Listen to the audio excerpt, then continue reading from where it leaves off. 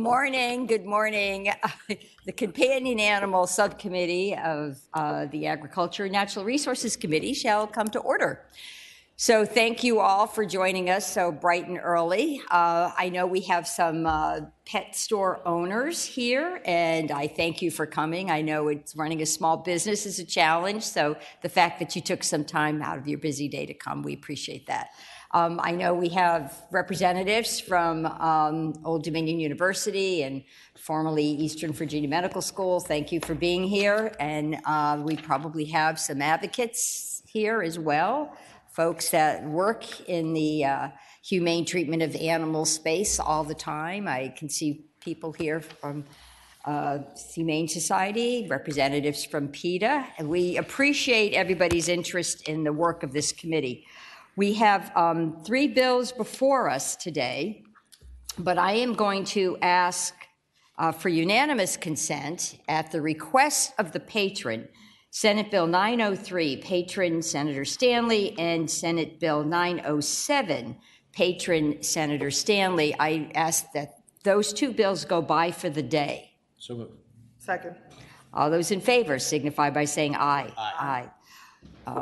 I did neglect to ask the clerk to call the roll, so my apologies. With just 3 of us here, it feels like a family, but we actually do have to call the roll, as complicated as it might be. It's cozy. Senator Favola? Here. Senator Stanley? Yes, I'm here. Senator Pekarsky? Here. You have a quorum, Madam Chair. Thank you so much. So that leaves one bill item before us for discussion and action today, and that is Senate Bill 916. The patron is Senator Salim.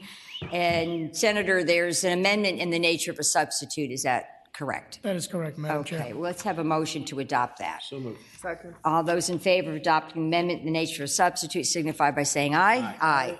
Okay, your amendment's before us. Thank you, Madam Chair. From the substitute, after talking to stakeholders and individuals, the substitute is essentially straightforward. Excuse me, staff, can you pass out the amendments? Do you have 2 additional copies? Thank you. Thank you. Thank you. Thank you. And I've got one. Thank you. Yep. Go ahead, Senator. What the substitute does is that the Department of Agriculture and Conservation Service shall convene a working group to analyze and evaluate currently collected data on the sales of dogs and cats by pet shops to identify what information a pet shop shall make available to a prospective dog or cat owner. And of course, the language is asking that it include representative from animal welfare organizations, pet shops that do sell dogs and cat, and any other relevant stakeholders that the VDACs deem appropriate at that moment. I think from the original bill to what the substitute is, it's a compromise of where we want this to head in terms of the information that is already collected and how it's used. So I hope that you all could support this, and I think there are some folks who may want to support it as well that's in the audience. Oh, thank you so much, Senator. This is, I do think this is an improvement over the bill that was introduced, and I think it might result in some very useful information for consumers. Does anybody like to speak in favor of this bill? Please come forward. Would ask you to keep your comments to less than 3 minutes. Welcome.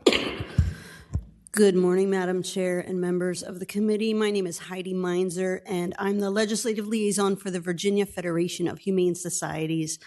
We're the oldest membership organization of progressive rescues and shelters and other advocates in Virginia. We realize this is a compromise. We liked the original language, but we realize the need for compromise.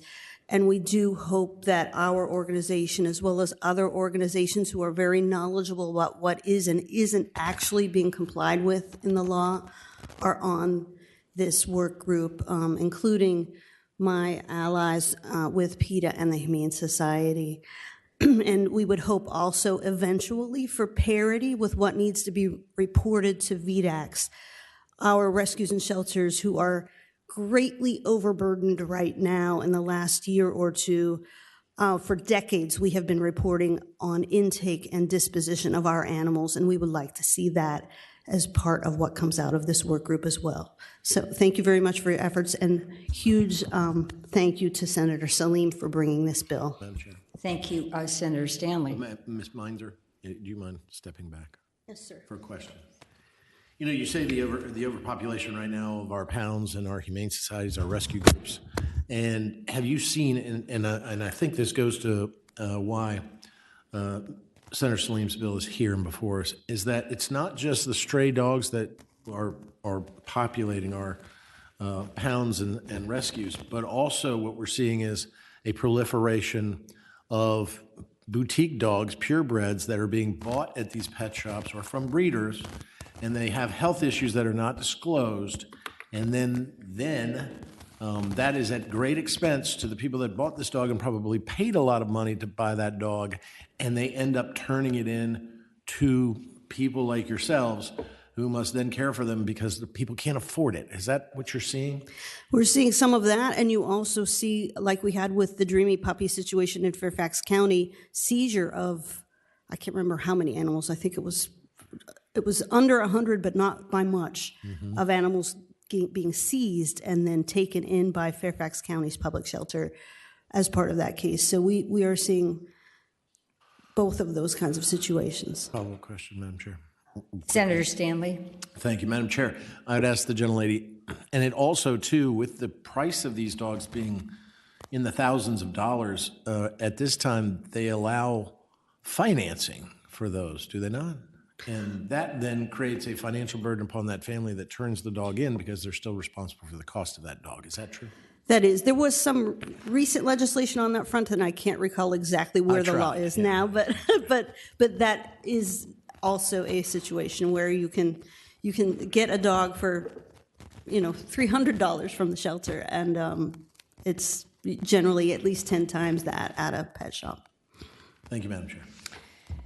Thank you. I do want to say, though, that VDAX has inspected the 8 pet shops in the Commonwealth that actually do sell cats and dogs, and they've done a thorough job with their inspection report. So we are making progress. And I do believe that the pet owners are just as interested in accountability as other groups and consumers. So hopefully we can get to a place where consumers have complete information. Thank you, Madam Chair. Thank you. Would anybody else like to testify? Mr. Spots, welcome. Madam Chair, members of the committee, speaking for the Virginia Pet Advocate Alliance, we'd like to thank the patron for working with us on this. We look forward to addressing issues he has in his district. Okay, great. Thank you. Anybody else wishing to speak?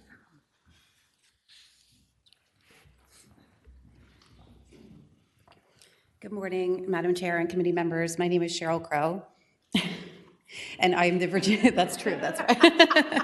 Always have to pause. Yeah, back on topic. And I'm the Virginia State Director with the Humane Society of the United States. I thank you for your attention on this bill, and thank you, Senator Salim, for his hard work.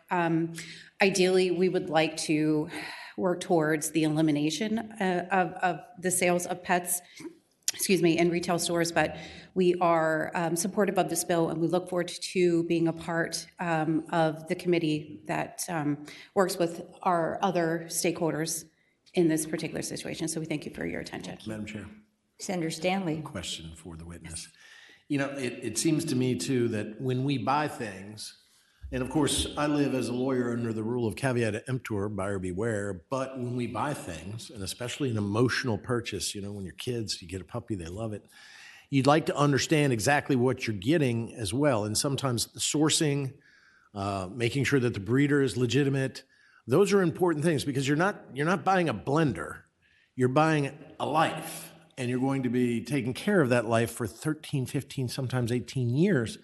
And to not have that ability to make those decisions based on all the information that you have for that, and I'm using the word product just because I'm trying to compare it to others, isn't that important for the consumer and creates a safer and better industry for all? Absolutely, Senator, and I completely agree with you in the notion that this is not just a purchase of a product. This is most commonly a purchase of what is and will become a family member. So yes, there's an emotional aspect involved, which sometimes I think in the moment leads many to make a decision based on the emotional component, rather than the sensible component of, again, this is an investment, this is a cost, regardless of the place of purchase, whether it's at the shelter or the pet store. I think what we're seeing, though, is with overpopulation all across the board, is that there is a significant burden on our shelters. And, in order to reach, in order to reduce the amount of animals that are euthanized, we have to start at the source. And I think this is an important first step. Thank you. Thank you, Madam Chair. Thank you. Does anybody else wish to testify? Okay. A representative from PETA. Hi, good morning. Good morning. Good morning, Madam Chair, members of the subcommittee. My name is Daphne Nakminovich. I represent People for the Ethical Treatment of Animals, which is based in Norfolk, and we have almost 150,000 members and supporters in the Commonwealth. I'd like to echo my colleagues' comments and also make the point that we did a lot of research when the pet store regulations were being proposed a couple of years ago, and what we found is that most, if not all, of the puppies who are sold at these pet stores are imported from out of state into a state where our shelters are already struggling, and many of our dogs in our shelters are purebred. And as Senator Stanley mentioned, some of them did originate at pet stores with health problems, and people just couldn't afford to take care of those health problems. And one of the things that we found during our research, which I found very striking, is that we added up all of the number of puppies that were at the puppy mills where the animals were bred that were imported into our state, and there was a total of 11,130 dogs added up at those suppliers that supplied all of our pet stores. So just think about the high volume of these animals and what we're already struggling with. Thank you, and thank you, Senator Salim. Thank you for your comments. There's one other speaker. Welcome.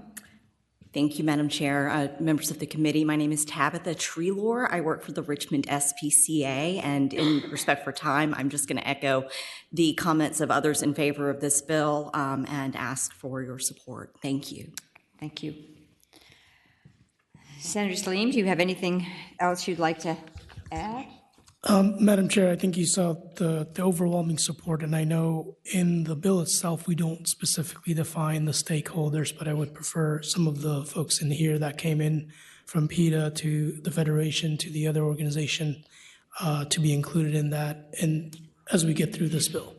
I think VDAX will note that they're paying attention, and we do say animal welfare organizations and relevant stakeholders, so it's not our usual practice to specifically name groups, but we have the interest groups you've referred to covered under the language. Thank you. So, I'm not seeing anybody who wishes to speak in opposition to the bill. Is that correct? Okay. As a subcommittee, we do not take comments virtually. Subcommittees are not equipped to do that. And as a subcommittee, we are not the final say on the bill. We can make a recommendation to the parent committee, which is what we are about to do now, I hope. I would like a motion. Move to report. Okay. Wonderful. Will the clerk call the roll? Senator Favola? Aye. Senator Stanley? Aye. Senator Pekarsky? Aye. Ayes 3, no 0. Thank you. So the committee will recommend to the full committee that this pass, and we will note the enthusiasm and, shall I say, convergence of stakeholders with different interests, but know that we're moving forward.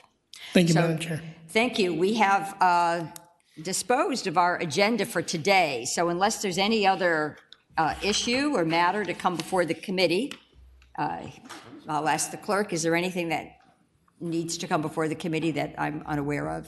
Okay, great, thank you. Okay, I will take a motion to adjourn.